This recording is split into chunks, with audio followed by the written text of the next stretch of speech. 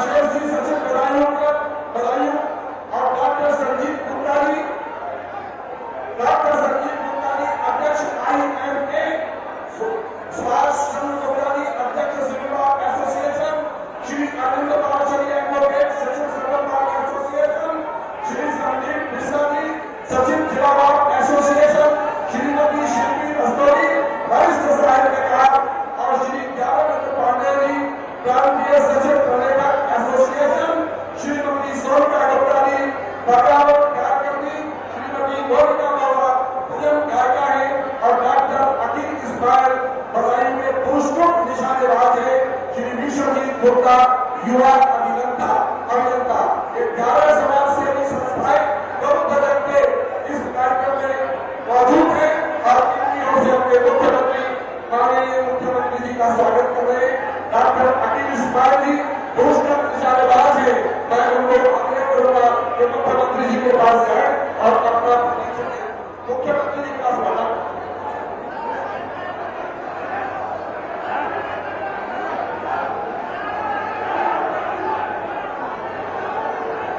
वंदे वंदे वंदे भारत माता की, भारत माता की, भारत माता की।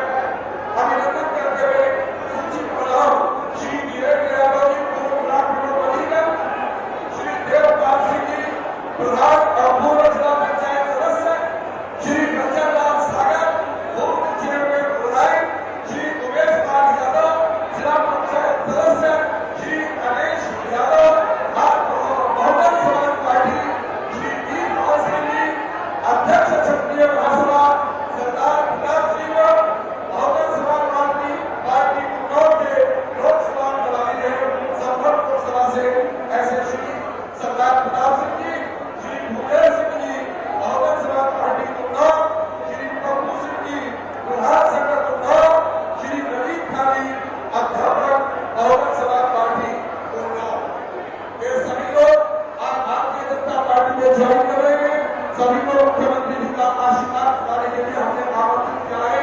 आशा है ऐसे प्रमुख लोग भारतीय जनता पार्टी की नीति और नीतियों में विश्वास करते हुए आज भारतीय जनता पार्टी में आए हैं और सबका भारतीय जनता पार्टी का जिला संगठन अपने को आत्मसात करता है।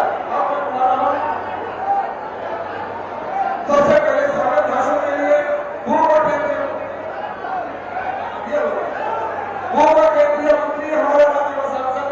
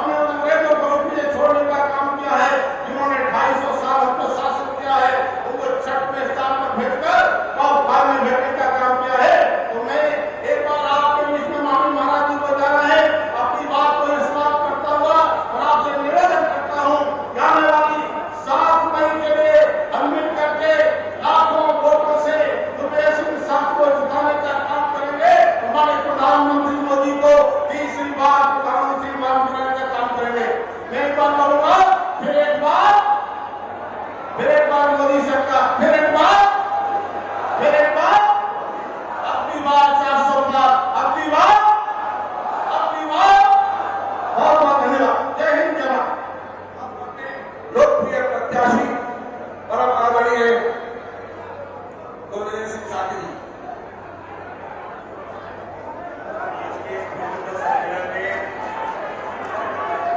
हम सब जिनको सुनने के लिए आए और जिनके नेतृत्व में उत्तर प्रदेश खुशहाली की ओर जा रहा है, जिनके नेतृत्व में उत्तर प्रदेश गुंडागर्दी से मुक्त हो रहा है, बल्कि मुक्त हो गया है, जिनके नेतृत्व में उत्तर प्रदेश दंगा मुक्त हो गया है, जिनके नेतृत्व में उत्तर प्रदेश उत्तम प्रदेश हो गया है, ऐसे उत्तर प्रदेश के लोकप्रिय जनप्रिय गरीबों के मसीहा उत्तर प्रदेश के मुख्यमंत्री आदरणीय योगी आदित्यनाथ जी, एक बार आप सबसे मेरा निवेदन है, जोरदार तालियों के साथ माननीय मुख्यमंत्री जी का स्वागत, अभिनंदन, वंदन करें।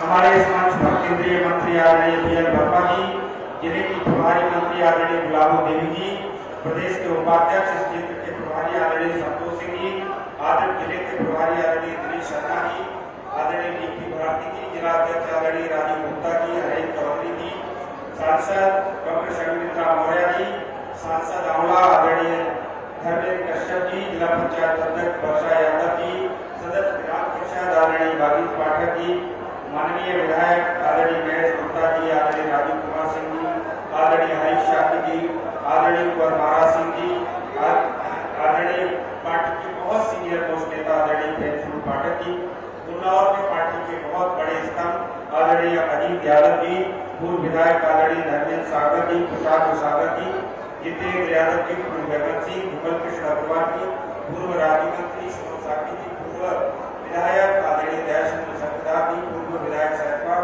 आदरणीय बीके भारद्वाज जी, पूर्व प्रत्याशी सहजपाल पूनम श्रीमती पूनम यादव जी, पूर्व जिला पंचायत अध्यक्ष हरिओम पालासरी जी, जेके सक्सेना जी, देवपाला गोलू, मनोज मसी जी, सहित मंच पर हमारे इस कार्यक्रम के अध्यक्ष आदरणीय भीमसेन सागर जी और उपस्थित सभी बदायूं जिले के सम्मानित प्रबुद्धजनों। वैसे तो हम सब अभी माननीय मुख्यमंत्री जी को सुनेंगे, लेकिन दो तीन बातें मुझे आप सबसे निवेदन करनी है। हम सब अभी लोकसभा चुनाव के माहौल में, और आप सब जानते हैं ये लोकसभा चुनाव केवल एमपी एमएलए बनने का चुनाव नहीं है, ये चुनाव पूरे देश भर की तकदीर और तस्वीर बदलने का चुनाव है। हम सब जानते हैं, जब प्रबुद्धजन सामने बैठे मैं उनसे निवेदन करना चाहता हूँ कि 2017 से पहले के उत्तर प्रदेश की तस्वीर को जरूर याद रखना। जब 2017 में माननीय योगी आदित्यनाथ जी उत्तर प्रदेश के मुख्यमंत्री बने थे, उससे पहले के उत्तर प्रदेश में कैसा माहौल था, समाजवादी पार्टी की सरकार में कैसा गुंडा राज था, जरा उसकी शरण और उसको जरूर याद करते रहना। मैं बहुत लंबी बात उसके बारे में नहीं कहूंगा, लेकिन उसकी चर्चा एक एक जरूर इस बदायूं जिले उस गुंडे से बहुत अच्छे से वाकिफ है। डकैती, लूट, हत्या समाजवादी पार्टी की पहचान थी। और साथ ही साथ मैं कहना चाहता हूँ 2014 से पहले भारत का भी जरूर स्मरण रखना। 2014 से पहले लोग कहते थे कि मनमोहन सिंह बहुत आर्थिक सलाहकार, बड़े योग्य प्रधानमंत्री हैं, लेकिन पूरे 10 साल की सरकार किससे भर गई थी? घोटालों की सरकार बन गई थी। इसलिए मैं आप सबसे निवेदन करना चाहता हूँ कि जब 2024 का चुनाव सर पर है और ये देश पिछले 2014 से लेकर 2024 तक अपने सारे गड्ढों से उभरकर आज देश दुनिया में अपनी पहचान बनाने के मुहाने पर खड़ा है। आदरणीय प्रधानमंत्री जी के नेतृत्व में गरीब कल्याण की योजनाओं के माध्यम से आज देश आगे बढ़ रहा है। तब बदायूं वालों की जिम्मेदारी है कि हम तीसरी बार आदरणीय नरेंद्र मोदी जी को प्रधानमंत्री बनाने के लिए एक स्टार प्रचारक के रूप में काम करें। तो मैं पूछना चाहता हूँ, यहाँ कौन कौन लोग आदरणीय प्रधानमंत्री जी को तीसरी बार प्रधानमंत्री देखना चाहते हैं? एक बार जरा हाथ जरूर खड़ा कर दे कि हम तीसरी बार प्रधानमंत्री बनाना चाहते हैं। देख लीजिए पत्रकार बंधुओं, सभी लोग, तो ऐसे प्रधान यहाँ के जो प्रबुद्धजन है, मैं उनसे निवेदन करता हूँ, यदि आप तीसरी बार प्रधानमंत्री आदरणीय नरेंद्र मोदी जी को देखना चाहते हैं और कौन कौन ऐसे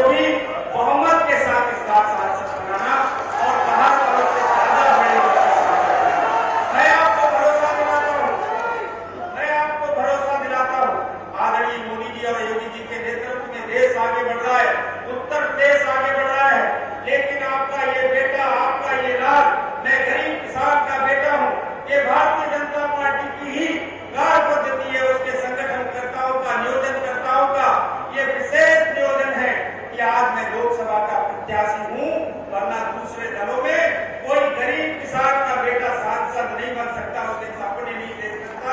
उसे अगर सपने देखने हैं तो सैफई में पैदा होना होगा, गांधी परिवार में पैदा होगा। इसलिए मैं किसान का बेटा, आप सबका भाई, आप सबका भतीजा, आप सबसे ये निवेदन करता हूँ कि इस बार बदायूं जिले की बदायूं लोकसभा को बहुमत के साथ विजयी बनाना, जितना दूसरे लोगों से आप लोगों ने दूसरे लोगों को जिताया, उससे ज्यादा वोटों से अपने बेटे को जिताना। मैं आपकी हर सुख दुख का सहभागी रहूंगा। आपको कहीं मुझे ढूंढना नहीं पड़ेगा, आप रात को भी आवाज दोगे तो मैं आपका चाहे सुख हो चाहे दुख हो, हर पल आपको यहाँ खड़ा मिलूंगा, आपको कहीं मुझे ढूंढना नहीं मिलेगा।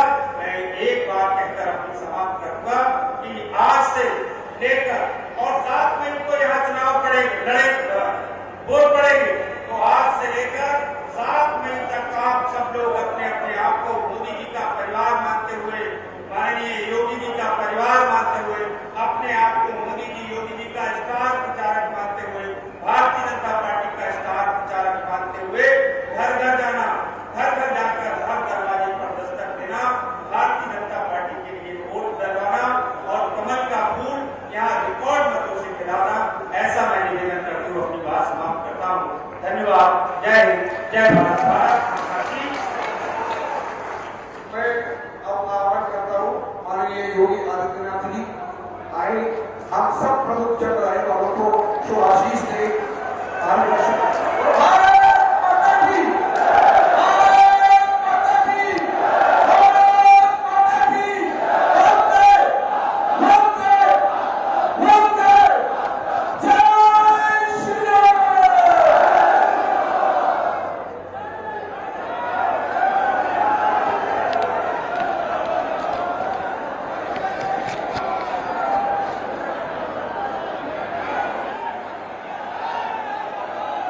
भारत माता की, भारत माता की, वंदे वंदे वंदे।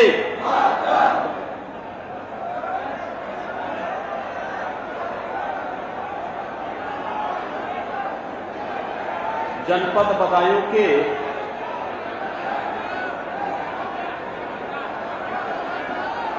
प्रबुद्ध जनों से साथ संवाद के आज के इस कार्यक्रम में मंच पर उपस्थित अंबेडकर सेवा समिति के अध्यक्ष श्री भीमसेन सागर जी, भारतीय जनता पार्टी के क्षेत्रीय अध्यक्ष और बदायूं लोकसभा सीट से लोकप्रिय प्रत्याशी श्री गुरविजय सिंह साके जी, आराम से बैठ जाएं, सबका आवाज सुनाई देगी, बैठ जाओ आराम से। आप भी बैठ जाइए, आप भी बैठ जाइए, अपने अपनी जगह बैठ कर क्यों करिए। आंवला लोकसभा सीट से भारतीय जनता पार्टी के लोकप्रिय प्रत्याशी श्री धर्मेंद्र कश्यप जी, केंद्रीय मंत्री श्री बीएन वर्मा जी, उत्तर प्रदेश सरकार में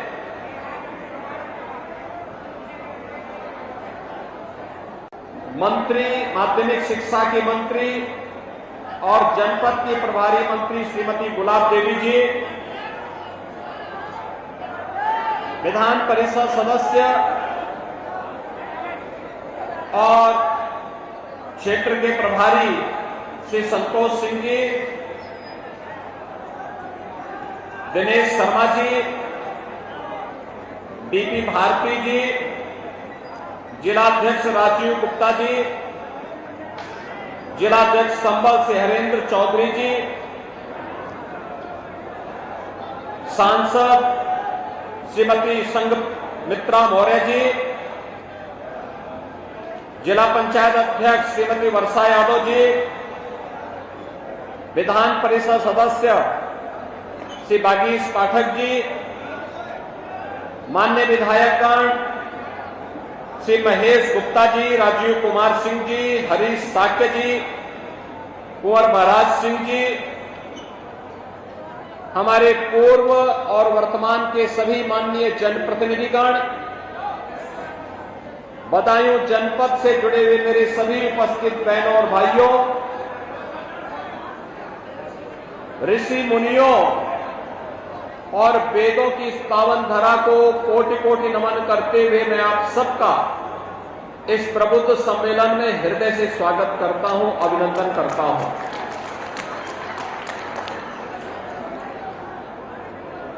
आज हम सब यहां पर नए भारत के, नए उत्तर प्रदेश के इस बदायूं जनपद में 2024 के लोकसभा चुनाव की तैयारी की दृष्टि से भारतीय जनता पार्टी के प्रत्याशियों के समर्थन में आप सबका समर्थन और आशीर्वाद भारतीय जनता पार्टी के प्रत्याशी को प्राप्त हो, इसके लिए आज हम सब यहां पर आए हैं। ये प्रबुद्ध जनों का सम्मेलन है और लोकसभा चुनाव के पहले, जो कि बदायूं में तीसरे चरण में मतदान होना है, तो तीसरे चरण के मतदान में आपके लिए एक अवसर है कि इस दौरान भारतीय जनता पार्टी के प्रत्याशी श्री दुर्गविजय सिंह साक्य और धर्मेंद्र कश्यप के लिए आम जनता जनार्दन को आप जागरूक कर सकें, इस दृष्टि से चुनाव प्रचार अभियान का शुभारंभ करने के पूर्व आप सभी प्रबुद्ध जनों से आग्रह करने के लिए मुझे स्वयं बदायूं आना पड़ा है। बहनों और भाइयों, हम सब जानते हैं इस बारे में कि प्रधानमंत्री मोदी जी के नेतृत्व में भारत आज दुनिया की 5वीं बड़ी अर्थव्यवस्था बना है और आज हम सब यहां पर आए हैं कि मोदी जी ने देश को अमृत काल के प्रथम वर्ष में एक संकल्प के साथ जोड़ा है। वह संकल्प है विकसित भारत का। विकसित भारत के संकल्प के साथ इसकी शुरुआत होनी है। मोदी जी के नेतृत्व में भारत दुनिया की एक बड़ी ताकत बन सके और इसके लिए हम लोग आए हैं कि मोदी जी को तीसरा कार्यकाल दीजिए। तीसरे कार्यकाल में पहले 3 वर्ष में मोदी जी भारत को दुनिया की तीसरी बड़ी महाशक्ति के रूप में स्थापित करने जा रहे हैं और यह विकसित भारत की आधारशिला बनेगा। विकसित भारत के लिए विकसित उत्तर प्रदेश आवश्यक है और विकसित उत्तर प्रदेश के लिए हमारा बदायूं भी विकसित हो, यह भी आवश्यक है।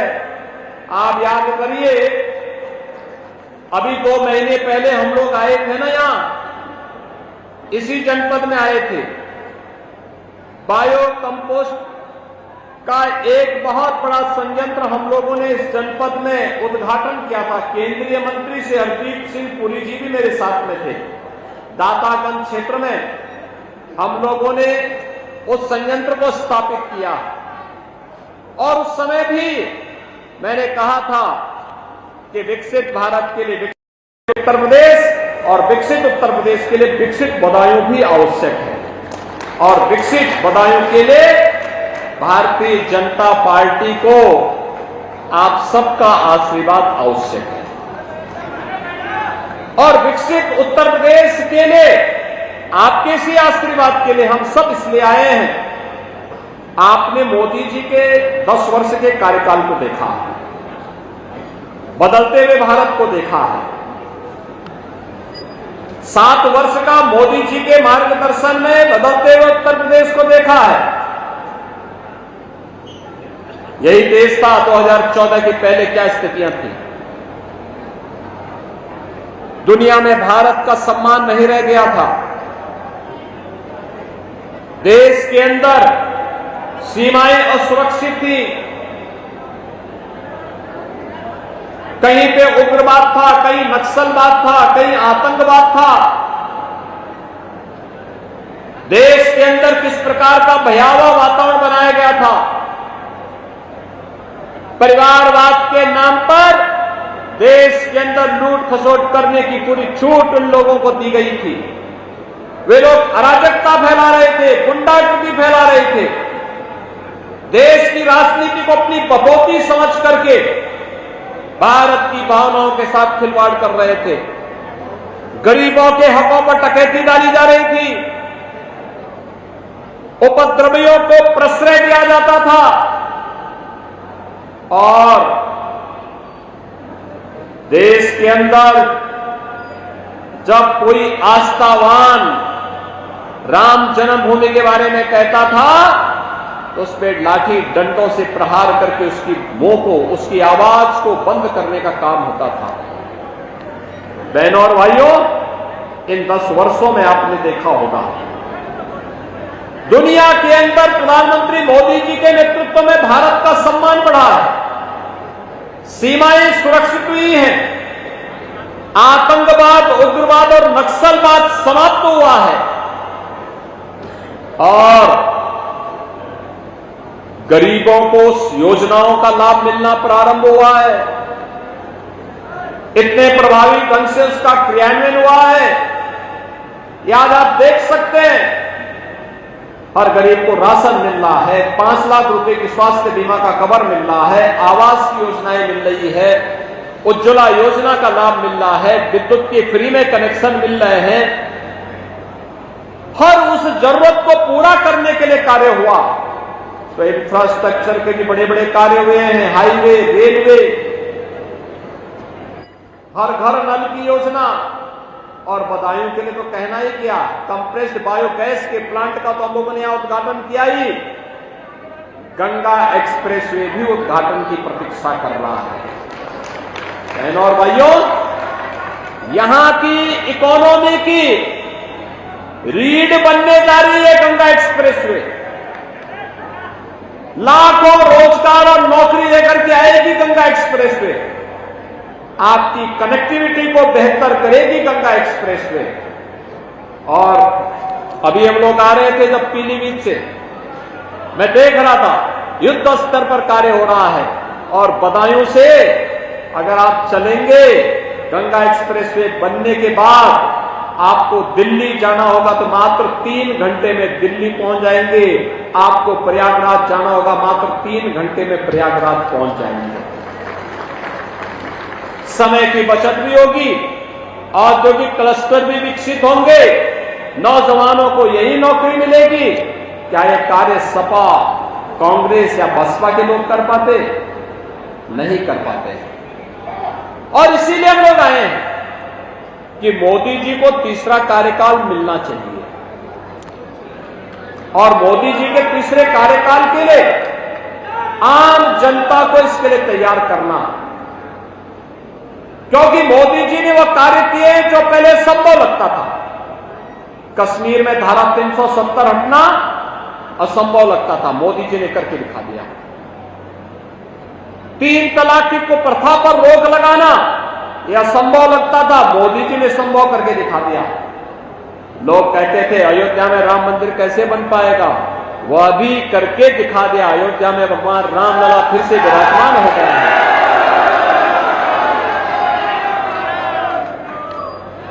यानी वह हर कार्य हो गया है जो आपकी तमन्ना थी, आपकी भावना थी।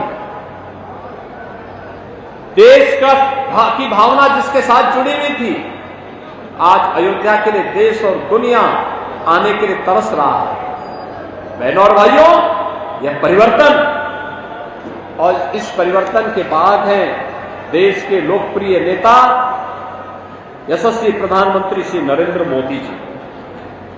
और आज इसीलिए हम सब आपके बीच आए हैं, आपसे कहने के लिए कि मोदी जी देश के लिए क्यों आवश्यक है। यह चुनाव जिन मुद्दों पर लड़ा जाने वाला है वे तथ्य आपके सामने बहुत स्पष्ट हैं, क्योंकि चुनाव मात्र चुनाव नहीं है, एक चुनाव है फैमिली फर्स्ट के नेशन फर्स्ट। राष्ट्र हमारे लिए सर्वोच्च प्राथमिकता का विषय होगा। हर चेहरे पर खुशहाली होगी, हर नागरिक के जीवन में खुशहाली होगी। यह चुनाव फैमिली फर्स्ट बनाम नेशन फर्स्ट के बीच का है। यह चुनाव माफिया राज बनाम कानून के राज का होगा। सत्ता के संरक्षण में पलने वाले माफिया किस कदर गरीबों पर जुल्म ढाते थे, बदायूं से ज्यादा कौन इसका भुक्तभोगी होगा। लेकिन आज आप देख रहे होंगे कि उत्तर प्रदेश में जनता है चुस्त दुरुस्त और माफिया है पस्त। ये आप देख रहे होंगे उत्तर प्रदेश के अंदर। आज ये नया उत्तर प्रदेश है और इसीलिए चुनाव हमें इन चीजों पर तय करेगा कि माफिया राज होगा या कानून का राज होगा। भ्रष्टाचार बनाम जीरो टॉलरेंस पर चुनाव होगा। चुनाव एक तरफ भ्रष्टाचारी होंगे और दूसरी तरफ देश के लिए कार्य करने वाले और भ्रष्टाचारियों के प्रति जीरो टॉलरेंस की नीति के तहत कार्य करने वाली भारतीय जनता पार्टी होगी। तुष्टीकरण बनाम आम जनता की संतुष्टि का। एक तरफ चेहरा देख करके योजनाओं का लाभ बांटने वाले लोग हैं और दूसरी तरफ देश की संतुष्टि का आधार रखने वाले हर गरीब को, हर किसान को, हर नौजवान को, हर महिला को, समाज के हर तबके को योजना का लाभ मिले, सबका साथ और सबका विकास का भाव जमीनी धरातल पर दिखाई दे, जो मोदी जी ने 10 वर्ष के अपने कार्यकाल के दौरान किया है, इसके बीच होगा। और यह चुनाव स्वार्थ के परिवार और मोदी के परिवार के बीच होगा। स्वार्थ के परिवार आप जानते हैं, समाजवादी पार्टी एक परिवार की पार्टी, कांग्रेस एक परिवार की पार्टी, लेकिन मोदी जी का परिवार तो भारत के 140 करोड़ की भारत है। 140 करोड़ का भारत ही मोदी जी का परिवार है और इसलिए चुनाव इन परिवार वालों के बीच और मोदी जी के परिवार के बीच में होने जा रहा है। यह चुनाव भाइयों बहनों जातिवाद बनाम गरीब कल्याण का भी होगा। एक तरफ वे लोग हैं जो जाति के नाम पे सामाजिक ताने बाने को छिन्न भिन्न कर रहे हैं और दूसरी तरफ मोदी जी के नेतृत्व है जिसमें हर गरीब को बिना भेदभाव की योजनाओं का लाभ मिल रहा है। मोदी की गारंटी आपने देखी होगी। इन 10 वर्षों में जिस प्रभावी ढंग से जमीनी धरातल पर उतरी है, उसका लाभ जिस तरीके से मिला है, लोग कहते हैं मोदी की गारंटी क्या है? हम कहते हैं 12 करोड़ अन्नदाता किसान को प्रधानमंत्री किसान सम्मान निधि का लाभ मिलना, ये मोदी की गारंटी है। 4 करोड़ गरीबों को सिर ढकने के लिए छत मिल जाना, ये मोदी की गारंटी है। 80 करोड़ गरीबों को फ्री में राशन की सौगात मिलना, ये मोदी की गारंटी है। 10 करोड़ महिलाओं को फ्री में उज्ज्वला योजना का रसोई गैस का सिलेंडर मिलना, ये मोदी की गारंटी है। 12 करोड़ परिवारों को यानी 60 करोड़ लोगों को 5 लाख रुपए की स्वास्थ्य बीमा का कवर मिलना, ये मोदी की गारंटी है। 80 करोड़ गरीबों को फ्री में राशन मिलना, ये मोदी की गारंटी है। और बहनों और भाइयों, अयोध्या में भगवान राम का भव्य राम मंदिर का निर्माण हो जाना, रामलला का पूरा 500 वर्षों के बाद विराजमान होना, यही मोदी की गारंटी है। और इसीलिए हम सब आपके बीच आए हैं। हमको देखना होगा एक तरफ समाजवादी पार्टी और कांग्रेस का गठबंधन है। समाजवादी पार्टी के लोग, कांग्रेस के लोग क्या नहीं करते थे प्रदेश के बारे में, क्या नहीं बोलते हैं बाहर जाकर के, बदनाम करते थे, पहचान का संकट इन्होंने खड़ा कर दिया था, अराजकता फैलाते थे, कावड़ यात्रा में बैन लगाते थे, ये कर्फ्यू के समर्थक हैं। हमने कहा नए उत्तर प्रदेश में कर्फ्यू नहीं, कावड़ यात्रा चलेगी।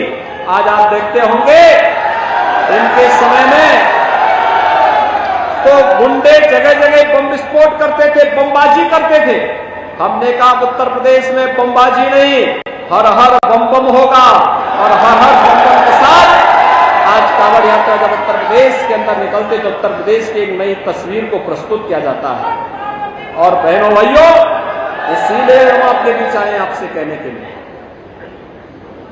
कि मोदी जी जिस नए भारत के रूप में हम सबको प्रस्तुत करना चाहते हैं, वह नया भारत 140 करोड़ लोगों के जीवन में खुशहाली लाने वाला भारत है।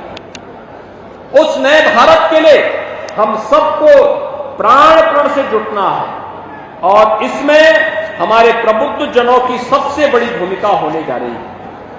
हमारा प्रबुद्ध जन जिस प्रभावी तरीके से इस कैंपेन को अपने हाथों में लेगा, कैंपेन के रूप में आपको कार्य करना है, एक एक व्यक्ति को मतदान के लिए प्रेरित करना है। तीसरे चरण में यहां मतदान है, तब तक हो सकता है मौसम और कुछ गर्म हो, लेकिन हमें उसकी चिंता नहीं करनी है। सर्दी हो, गर्मी हो, बरसात हो, कोई भी मौसम हो, हमें इसकी चिंता नहीं करनी है। और जैसे दिग्विजय सिंह साक्य का नाम आप बदायूं से आया तो पता लगा कि मुझे समाजवादी पार्टी के लोगों ने मैदान छोड़ करके भागना प्रारंभ कर दिया, अभी से प्रारंभ कर दिया। एक प्रत्याशी आए वो भाग गए, अब दूसरे भी आकर के भागने की तैयारी में फिर। और इसलिए बहनों भाइयों, मैं आपसे कहने के लिए आया हूं, दिग्विजय सिंह साक्य एक सामान्य किसान परिवार से जुड़ा हुआ नौजवान, भारतीय जनता पार्टी के क्षेत्रीय अध्यक्ष के रूप में लगातार कार्य करता रहा। जिस दिन उनके नाम की घोषणा हुई उस दिन भी उसको पता नहीं था कि मुझे चुनाव लड़ाओ, तो कह रहा था मैं चुनाव लड़ा रहा हूं। हमने कहा भैया चुनाव लड़ने की तैयारी करो, जाओ। और आज जो चुनाव लड़ाने के लिए यहां पर चुनाव लड़ने के लिए आए हैं, अब तक ब्रज क्षेत्र में एक एक भाजपा के प्रत्याशियों को और सहयोगी दलों के प्रत्याशियों को चुनाव लड़ा रहा था, और आज स्वयं चुनाव मैदान में आपके बीच में आकर के ताल ठोक करके खड़ा हो गया है। बहनों भाइयों, आप सबकी जिम्मेदारी बनती है बदायूं के विकास के लिए, बदायूं को विकसित बदायूं बनाने के लिए, इसको फिर से वेदों की धरती बनाने के लिए। राजर्षि भागीरथ की तपोभूमि है बदायूं। मां भागीरथी गंगा को यहीं से लेके आए थे, और आज कोटि कोटि मानवों के उद्धार का कारक मां गंगा मैया बनी हुई है। मैं आप सबसे अपील करूंगा, ये हम सबकी जिम्मेदारी बनती है कि हम एक एक जन को जागरूक करें। भारतीय जनता पार्टी के हमारे दोनों प्रत्याशी श्री दिग्विजय सिंह साक्य और श्री धर्मेंद्र कश्यप, ये दोनों प्रत्याशी, एक बदायूं से और दूसरे आंवला से, ये दोनों हमारे प्रत्याशी आपके बीच में आपके आशीर्वाद के आकांक्षी हैं, और आपके आशीर्वाद से जनता जनार्दन के आशीर्वाद के भी आकांक्षी हैं। चुनाव के दौरान प्रत्याशी से अपेक्षा करना कि घर घर आ पाएगा बहुत कठिन होता है। आपको इसके लिए मानसिक रूप से तैयार करना होगा जनता को। चुनाव के बाद 5 वर्ष तक उनको खूब घुमाइए, गांव गांव बुलाइए, घर घर बुलाइए, लेकिन चुनाव के दौरान तो आप सबको बदायूं लोकसभा सीट पर स्वयं दिग्विजय सिंह साक्य बनना पड़ेगा, और आंवला लोकसभा सीट पर स्वयं धर्मेंद्र कश्यप बनना पड़ेगा। और इसके लिए मैं आप सभी प्रबुद्ध जनों से, यहां पे अधिवक्ता भी हैं, चिकित्सक भी हैं, शिक्षक भी हैं, व्यापार मंडल और उद्यम से जुड़े हुए लोग हैं, यहां पर तमाम सामाजिक संगठनों से जुड़े हुए लोग भी हैं, उनके पदाधिकारी भी हैं। आप सबका मैं आह्वान करूंगा, आप अभी से अपनी टोली बना करके विधानसभा स्तर पर एक एक गांव और एक एक न्याय पंचायत स्तर पर जाकर के आम जनमानस को इसके लिए तैयार करेंगे। इस विश्वास के साथ मैं आप सबका आह्वान करूंगा कि भारतीय जनता पार्टी के इन दोनों प्रत्याशियों को भारी बहुमत से विजयी बना करके प्रधानमंत्री मोदी जी को तीसरा कार्यकाल दीजिए और मोदी जी के नेतृत्व में पहले 3 वर्ष में भारत दुनिया की तीसरी बड़ी अर्थव्यवस्था बनेगा। हर भारतीय के चेहरे पर खुशहाली आएगी, हर भारत की इनकम बढ़ेगी, हर भारतवासी और उसका भविष्य खुशहाल होगा। इस विश्वास के साथ मैं आप सबको वासंतिक नवरात्रि और रामनवमी की अभी से अपनी मंगल में शुभकामनाएं देता हूं। चुनाव के बीच में मैं फिर से आऊंगा, लेकिन आप सब अभी से दिग्विजय सिंह सागर धर्मेंद्र कश्यप को भारी बहुमत से विजयी बनाने के लिए घर घर गांव-गांव जाएंगे। इस अपील के साथ अपनी वाणी को देता हूं विराम। आप सब मेरे साथ बोलेंगे जय जय श्री राम।